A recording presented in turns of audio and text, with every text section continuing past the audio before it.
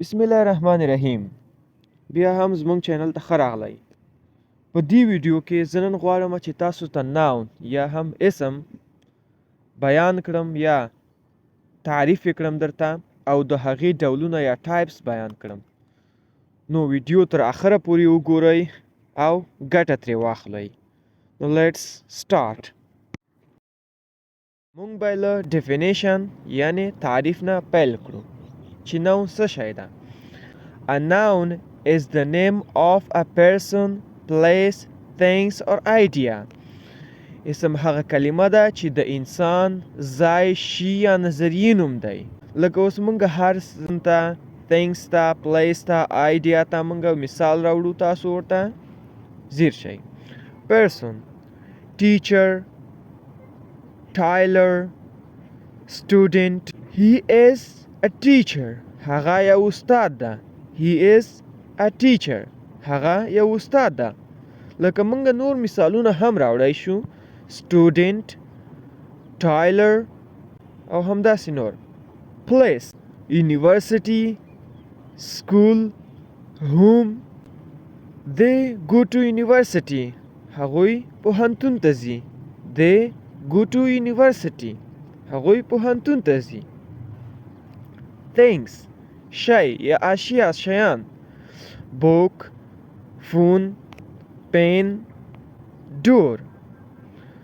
لکه اوس په یو مثال کې زه وایم چې I use smart mobile. زه زیرک موبایل استفاده کوم. I use smart mobile. زه زیرک موبایل استفاده کوم. idea یا نظریه دا هغه شی ده چې مونږ یې په سترګو نشو لیدلی. لکه love په سترګو نه ښکاري. مینه. freedom ازادي په سترګو نه ښکاري. beautiful ښایسته یا ښکلی په سترګو نه ښکاري. لکه اوس مونږ یو مثال کې وایي چې human needs freedom. انسانان ازادۍ ته اړتیا لري. اوس خو مونږ ناون وپېژانده چې ناون څه شی و. اوس به د ناون ډولونه وپېژنو مونږه. kind of noun. The first of all I want to explain proper noun. What's proper noun? A noun that refers to a specific person, things, place or idea. خاص اسم هغه اسم دی چې مشخص یا ټاکلی شخص، شي باندې او یا ځای ته وکارول شي. لکه علي، احمد، محمود دا شیانو ته کارول کیږي. لکه علي is a student. دلته چې کوم علي راغلی ده دا خاص نوم ده او student دلته عام نوم ده چې وروسته یې موږ وایو. things اشیاو ته یا شیانو ته آیفون، سمسنګ، ټیوټا او داسې نور. علي has iPhone. علي یو آیفون لري. place یا مکان یا ځای ته لندن، Australia. Like London is a beautiful city in the world.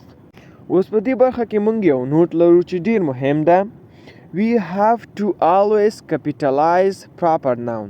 مونږ باید همیشه خاص اسمونه یا proper nouns دا capitalize کو. په هر ځای د جمله کې که جمله مونږه capitalize کو یا په غټ حروفو باندې ولیکل شي. لکه لندن باید په غټ حروف باندې ولیکو and احمد، محمود دا باید په غټ حروفو باندې ولیکل شي. We usually don't use the before proper nouns. معمولا دا چې ده دا په مخکې له proper noun یا خاص اسمونه نه استفاده کیږي. لکه زه تاسو ته څو مثاله درکومه. I am from the Australia. زه د استرالیا یم. I am from the Australia. دلته چې دا کوم د راغلی ده دا sentence incorrect ده. دلته د نه استفاده کیږي. Ali live in the London. Also it's incorrect. دا هم غلطه ده ځکه چې د نه استفاده کیږي. نو دا و proper noun. اوس به موږ تاسو ته common noun explain کو. عام اسم a noun which is not proper. هغه اسم چې خاص نه وي. ټول عام اسمونه دي. هغه اسم چې خاص نه وي نو دا اسم ټول عام دي. لکه student, doctor, pilot, girl.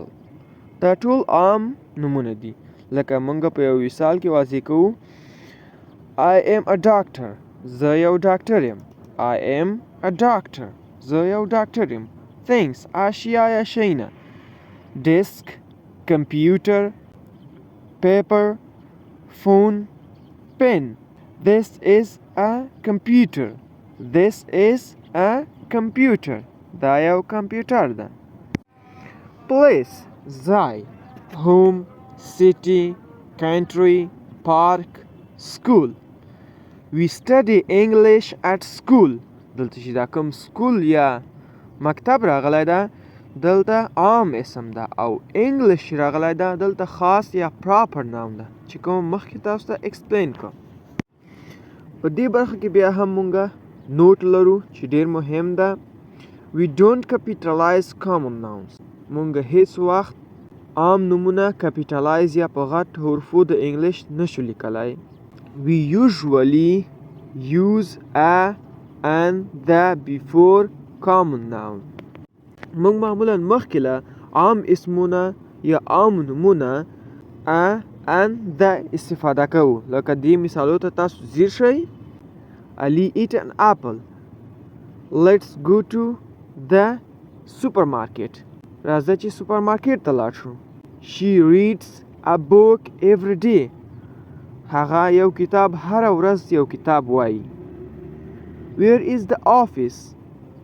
دفتر چیرته ده؟ په دې مثالو کې تاسو ته واضح شو چې مخکې له عام اسمونه مونږه هم د استفاده کولی شو، هم ای استفاده کولی شو، هم ان استفاده کولی شو، او هم د اسمونه کپیټالایز کېدای نشي، یعنی په غټو حروفو د انګلیش نشي لیکل کېدلی.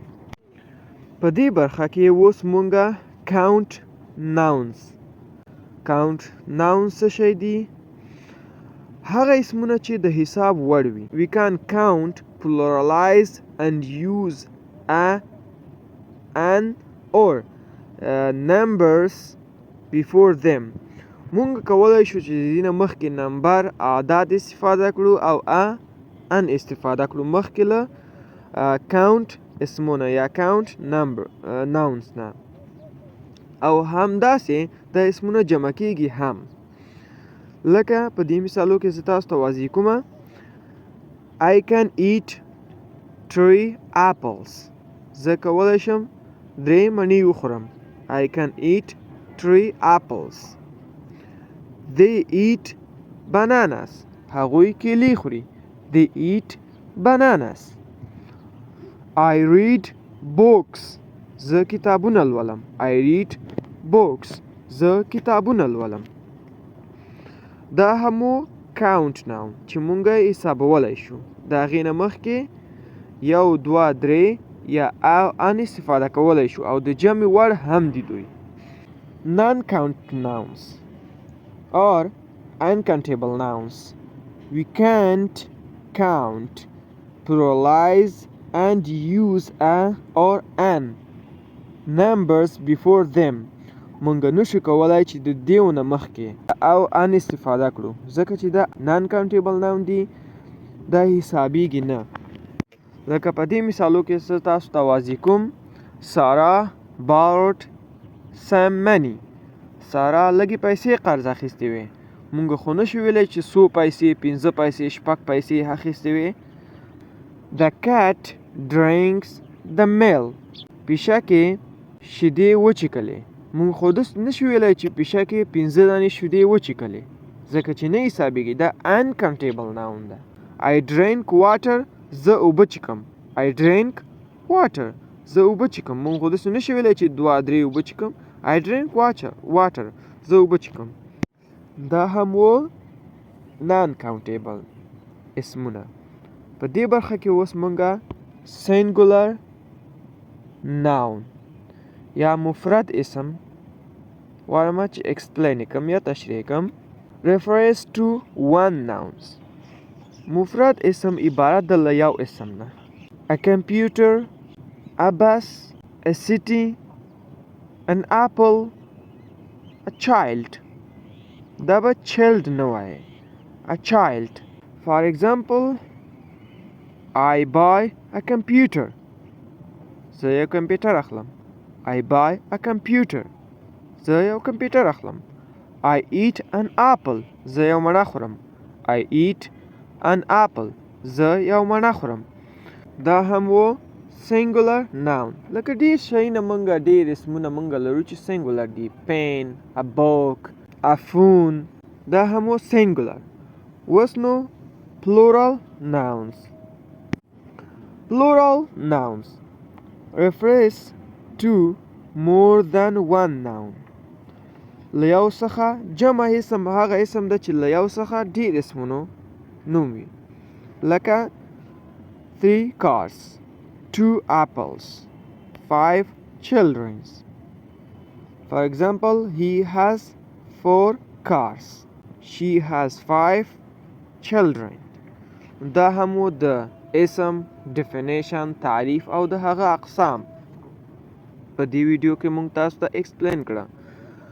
که دې ویډیو تاسو سره کومک یا هیلپ کړی وي نو مهرباني وکړئ چینل در سره سبسکرایب، ویډیو لایک او لاندې کومنټ ته ځواب ورکړئ.